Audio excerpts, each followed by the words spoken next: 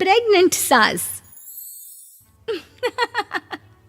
जमाना कितना भी बदल जाए, इतना भी नहीं कि बहू घर आए और सास गर्भवती दिख जाए।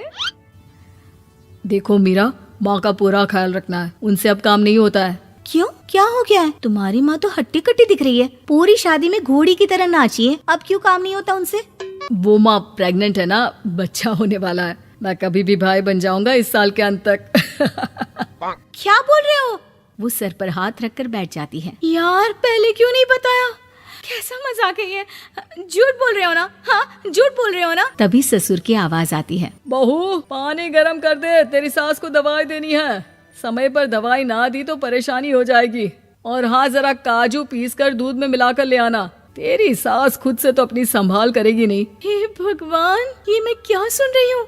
ये ससुर जी को क्या हो गया है? मैं क्या सोच कर आई थी? हाय रे, मैं तो किसी को मुंह भी नहीं दिखा पाऊंगी। अब ये रोना धोना बाद में करना, पहले गर्म पानी कर दो, माँ को दवाई देनी होगी। और हाँ, रात को माँ के पैरों में तेल लगा देना। बहू को गुस्सा आ जाता है, वो बड़बड़ करती किचन में जाती है जहाँ उसका ससुर खड़ा होता है। एक बड़ी जिम्मेदारी है हम सबके सर ऊपर। इस उम्र में माँ बनना खतरे से खाली नहीं होता। हाँ हाँ पता है, तो क्यों बन गई माँ? अरे खतरे से कम नहीं है तो क्या जरूरत थी लल्ला पैदा करने की? कैसी बात कर रही हो बहू? क्या तुम खुश नहीं कि घर में एक नया मेहमान आएगा, छोटे छोटे पैरों से पूरे घर में घूमेगा? पिताजी, ये हाथ जोड़े आपके, आप यहाँ से जाओ। ये शायरी बाद में बताना, अभी मैं पानी गरम करके थर्मस में दे देती हूँ। सारा दिन पिलाते रहो गरम पानी। और हाँ, ये बच्ची की बात बार बार मुझसे कोई नहीं करेगा। बहू का पारा अब चढ़ा ही रहता था। वो काम तो सारा करती, लेकिन किलस किलस कर। मीरा सारे काम से फुर्सत पाकर बैठी होती है कि माँ का फोन आ जाता है। बेटा, बहुत बड़ी जिम्मेदारी है तेरे सर पर, अच्छे से निभाना। ससुराल में हर किसी को खुश रखना वैसे तो मुश्किल है, लेकिन भगवान ही हिम्मत देता है बहू को हर कुछ सहकर सबको खुश रखने की। क्या बड़बड़ किए जा रही हो माँ? जानती भी हो कि यहाँ क्या चल रहा है? मेरी सास, अरे तेरी सास तो देवी है देवी। कितने खुश हो रहे थे सारे तेरी सूरत देख देख कर। पता नहीं जैसे बहू नहीं कोई मन मांगी मुराद मिल गई हो उन लोगों को। अरे बात तो पूरी सुनो। मन मांगी मुराद तो पूरी हुई है। अरे मेरी सास को बच्चा होने वाला है, प्रेग्नेंट है वो। क्या बकवास कर रही है मीरा? ये बात किसी को कहना मत। मुझे तो बता दिया, लेकिन अब अपनी जबान सिल ले। कहाँ है तेरी सास? बात तो करा मेरी। पूछू जरा, पोता पोती खिलाने की उम्र में खुद का बच्चा खिलाने का शौक कहाँ से आ गया? और आया भी तो बताना तो चाहिए था। अब क्या नाक कटाने के लिए हम लोगों से रिश्ता जोड़ा है? रुक, तेरे पापा से बात करती हूँ। मीरा फोन रखकर लेट जाती है। वो एक सपना देखती है कि उसकी गोद में एक बच्चा खेल रहा है। भाभी की गोद में कितना खुश दिख रहा है ना, लग ही नहीं रहा कि भाभी है। मैं तेरे लिए क्या लाया हूँ, सोने की बालियाँ। तेरी शादी में तो मैं बुढ़ा हो जाऊंगा ना। अरे कैसी बात कर रहा है बेटा, इसकी जिम्मेदारी तो तू ही लेगा। हम लोगों का तो कोई भरोसा नहीं, कब ऊपर वाला उठा ले। बहू को सास को देख देख कर गुस्सा आ रहा था। तभी वहाँ पड़ोसन आ जाती है। अरे बहू, तुझसे तो पूछने से भी डर लगता है कि कब खुशखबरी सुना रही है। अब तो अपनी 1 महीने की ननद की ही जिम्मेदारी संभाल ले, बहुत है।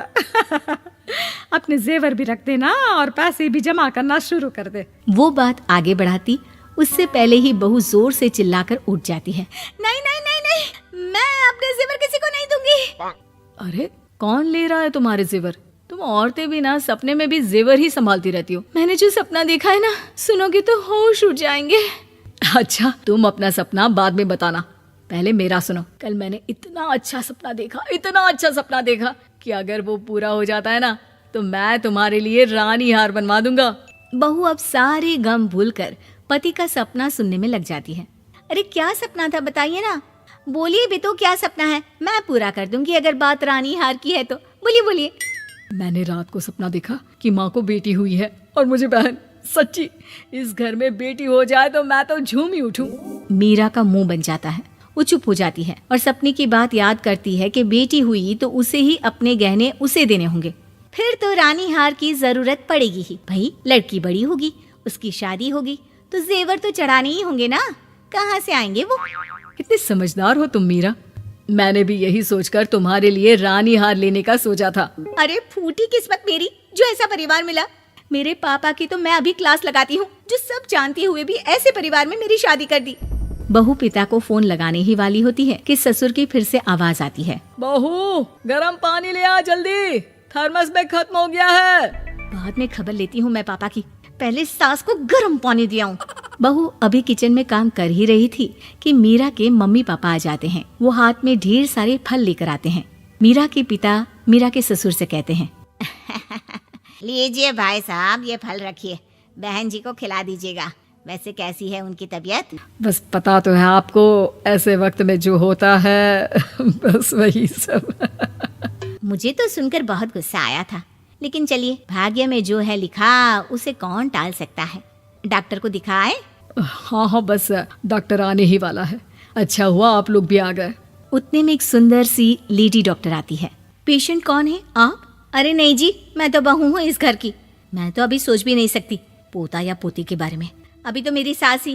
अरे चुप हो जाना, देख तो ले, डॉक्टर है ये, किसी के भी सामने गुस्सा फोड़ देती है।